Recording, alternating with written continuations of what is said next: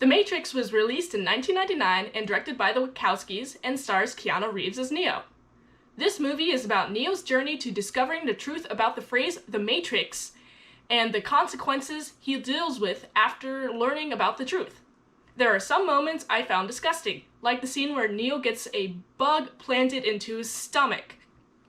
Many memes have come out of this movie, including the phrases "red-pilled" or "blue-pilled." The scene where Neo avoids the bullets stuck out in my mind, even 5 years after watching the film. I loved the less saturated, more selective use of the colors throughout the movie, and the action scenes are very satisfying to watch. The best part of this film has to be the kickiness. I enjoyed this movie as a brain-melting action film, and for that I have to give this. The Matrix Reloaded was released in May 2003 and directed by the Wachowskis and stars Keanu Reeves as Neo. This movie is about Neo's journey to meeting the creator of the Matrix and his attempt to prevent the destruction of Zion. There are even bigger, more insane, kicky scenes in this film. I liked the use of muted colors to establish the tone, but the color grading wasn't very distinctive or interesting on its own. However, I did like the designs of the albino twins, a great contrast against the massive amounts of dark suits in the film. The one scene I distinctly remember was when Neo stopped all those bullets in the air.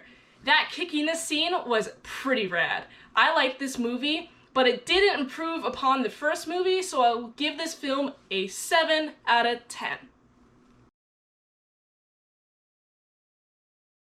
Matrix Revolutions was released in November of 2003 and directed by the Wachowskis and stars Keanu Reeves as Neo. This movie is about Neo's journey in preventing the Matrix and the real world from being destroyed. I like the increased use of colored lighting throughout this movie, and those colors helped me notice more of what was going on during visually busy scenes. I didn't notice any of the distinct designs except for Neo's blindfold, which I thought looked really cool on his face. The other designs I noticed had some color accents, but I wish there were more in this film.